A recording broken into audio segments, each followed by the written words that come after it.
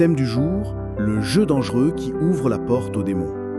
Frères et sœurs, et vous qui cherchez la vérité dans un monde rempli de contrefaçons spirituelles, que la sagesse d'en haut vous soit accordée. Le message d'aujourd'hui est un avertissement solennel et plein d'amour. C'est une lumière projetée sur un terrain que beaucoup considèrent comme inoffensif, mais que la Bible qualifie de territoire ennemi, dangereux et formellement interdit. L'occultisme. Lisons. Qu'on ne trouve chez toi personne qui fasse passer son fils ou sa fille par le feu. Personne qui exerce le métier de devin, d'astrologue, d'augure, de magicien, d'enchanteur. Personne qui consulte ceux qui évoquent les esprits ou disent la bonne aventure. Personne qui interroge les morts, car quiconque fait ces choses est en abomination à l'Éternel. Deutéronome 18, 10 à 12. Shalom à tous. Regardez cette liste. Elle a été écrite il y a des milliers d'années, mais elle est d'une actualité brûlante. L'astrologie, horoscope, la voyance, tarot, ligne de la main, la magie, blanche ou noire, peu importe, la communication avec les esprits, Ouija, spiritisme, l'interrogation des morts. Dieu ne laisse aucune place au doute. Il ne dit pas « faites attention », il dit qu'on ne trouve personne chez toi. Il ne dit pas « c'est une mauvaise idée », il dit « c'est une abomination ». Pourquoi une interdiction si sévère? Pour 3 raisons fondamentales que nous devons comprendre. 1. L'occultisme est une trahison spirituelle. Dieu est notre Père céleste. Il désire une relation d'amour et de confiance exclusive avec nous. Il a promis de nous guider, de nous parler, de nous révéler notre avenir.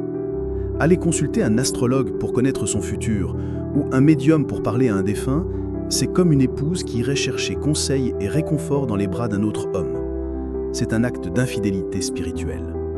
C'est dire à Dieu « ta parole ne me suffit pas, ta présence ne me suffit pas, ton esprit ne me suffit pas, je vais chercher des réponses ailleurs ». C'est une insulte profonde à l'amour jaloux de notre Créateur. 2. L'occultisme ouvre une porte aux démons. L'ennemi est le maître de la contrefaçon.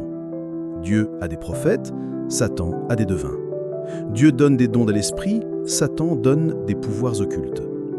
Lorsque vous participez à ces pratiques, même pour le fun, vous ne jouez pas avec une force neutre. Vous frappez à la porte du monde des ténèbres. Et les entités qui répondent ne sont pas les esprits bienveillants de vos ancêtres ou des guides de lumière. Ce sont des esprits familiers, des démons, menteurs, dont le seul but est de vous séduire pour mieux vous enchaîner. Cela commence souvent par des informations vraies et flatteuses, mais cela se termine toujours par la servitude, la peur, la dépression, l'oppression et la destruction. L'exemple du roi Saül dans 1 Samuel 28 est tragique. Rejeté par Dieu à cause de sa désobéissance, il va consulter une voyante à Endor pour interroger le prophète Samuel décédé. Cet acte final de rébellion scelle sa destinée. Le lendemain, il est mort sur le champ de bataille. Il a cherché des réponses dans les ténèbres et les ténèbres l'ont englouti. 3. L'occultisme est fondé sur le mensonge. Jésus a appelé le diable le père du mensonge, dans Jean 8, 44. Toute la structure de l'occultisme repose sur la tromperie. Il vous fait croire que vous pouvez contrôler votre destinée, que vous pouvez acquérir un pouvoir secret, que la mort n'est pas une finalité. Il flatte votre orgueil. Mais la seule vérité se trouve en Jésus-Christ. Il est le seul chemin, la seule vérité et la seule vie. Lorsque l'Évangile a été prêché avec puissance à Éphèse, une ville réputée pour ses arts magiques, regardez ce qui s'est passé. Acte 19-19 nous dit « Et un certain nombre de ceux qui avaient exercé les arts magiques, ayant apporté leurs livres, les brûlèrent devant tout le monde. On estima leur valeur à 50 000 pièces d'argent. Ils n'ont pas vendu leurs livres. Ils ne les ont pas cachés. Ils les ont brûlés publiquement. » C'était un acte radical de repentance, une rupture totale et définitive avec leur passé occulte.